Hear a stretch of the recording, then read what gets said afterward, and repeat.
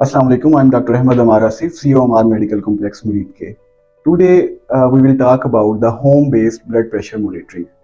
जैसा कि हमने पिछले लेक्चर्स में बात की थी कि ब्लड प्रेशर बहुत ही कॉमन बीमारी है और अक्सर औकात ऐसा देखा गया है कि बहुत सारे पेशेंट्स हॉस्पिटल में ब्लड प्रेशर ज़्यादा होने की अलामात के साथ आते हैं और जब उनके हम ब्लड प्रेशर को मॉनिटर करते हैं तो ब्लड प्रेशर उनका हाई लेवल पे आता है। अब प्रोटोकॉल्स क्या कहते हैं, हम प्रोटोकॉल्स के बारे में थोड़ी सी बात कर लेते हैं। प्रोटोकॉल्स ये कहते हैं जब आप हॉस्पिटल में आते हैं तो हॉस्पिटल स्टाफ को चाहिए कि आपको 10 से 15 मिनट बिल्कुल कंफर्टेबल इन्वायरमेंट में रेस्ट दे। उसके बाद आप पहले राइट आर्म से आपका ब्लड प्रेशर चेक किया जाए, उसके बाद फिर लेफ्ट आर्म से आपका ब्लड प्रेशर चेक किया जाए।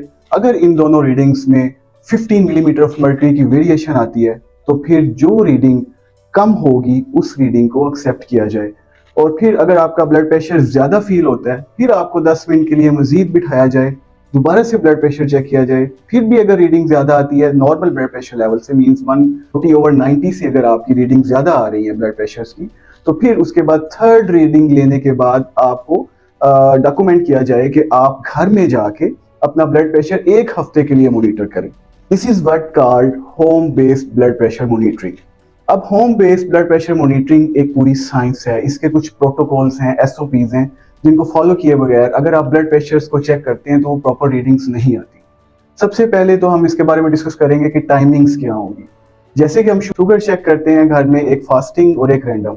फास्टिंग मीन्स 8 घंटे भूख और प्यास के बाद, और रैंडम 2 घंटे खाना खाने के 2 घंटे के पोस्ट प्रेंडियल। तो इसी तरह ब्लड प्रेशर भी इन्हीं 2 टाइम्स पे आप आसानी से चेक कर सकते हैं। लेकिन ब्लड प्रेशर को चेक करने के लिए कुछ एसओपीज हैं जिसके बारे में आज मैं बताऊंगा, और ये वो एसओपीज हैं जो हम घर में बैठ के फॉलो करते हैं। इस चीज को जरा जहन में रखिएगा। सबसे पहला ये है कि आपने जिस जगह पे या जिस इन्वायरमेंट में अपना ब्लड प्रेशर मॉनिटर करना है घर में, that should be really comfortable. एक चेयर होनी चाहिए जिसका बैक सपोर्ट हो, इसके साथ आपके सामने एक प्रॉपर टेबल होना चाहिए जिसके ऊपर आप अपने बाजू को आर्म रेस्ट दे सके। और फिर उसके बाद आप अगर डिजिटल मशीन से ब्लड प्रेशर चेक करते हैं तो फिर आपको 2 रीडिंग्स लेनी पड़ेंगी with the gap of 1 minute, क्योंकि डिजिटल ऑपरेटर्स में हमेशा वेरिएशंस रहती हैं, तो इसलिए हम 2 रीडिंग्स लेते हैं और उसका फिर हम एवरेज निकाल के उस ब्लड प्रेशर को मेजर करते हैं या उसको कंसीडर करते हैं। इसके अलावा जब भी आपने ब्लड प्रेशर चेक करना है तो you should be comfortable with your feet touching the ground. Cross legs लेके आपने या उस सिचुएशन में बैठ के आपने अपना ब्लड प्रेशर बिल्कुल भी नहीं लेना, क्योंकि वो रीडिंग्स को वेरी करता है। इस ब्लड प्रेशर को लेने से तकरीबन 2 घंटे पहले, ब्लड प्रेशर चेक करने से तकरीबन 2 घंटे पहले तक आपने ना तो कोई चाय पी हो, ना कॉफी पी हो, ना कोई अल्कोहल यूज की हो, ना स्मोकिंग की हो। अगर आपने कोई वॉक की हुई है, ब्रिस्क वॉकिंग की है या एक्सरसाइज की है या जॉगिंग की है, तो वो भी उसमें हाफ एंड आवर का डिफरेंस आना चाहिए।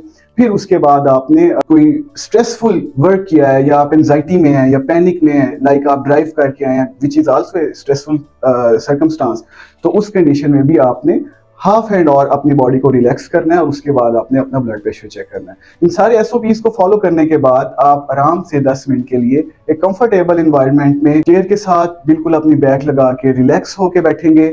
उसके बाद आपका जो टेबल होना चाहिए वो, जैसा कि मैं पहले बता चुका हूं, बिल्कुल कंफर्टेबल और आपका आर्म रेस्ट बिल्कुल उसके एंड पे होना चाहिए। लेवल इस तरह से हम इसको मॉनिटर करते हैं कि आपके बाजू और आपके हार्ट का level that should be equal. और इसके बाद आप फिर अपनी रीडिंग्स लेंगे, ब्लड प्रेशर की 2 रीडिंग्स मेजर करेंगे।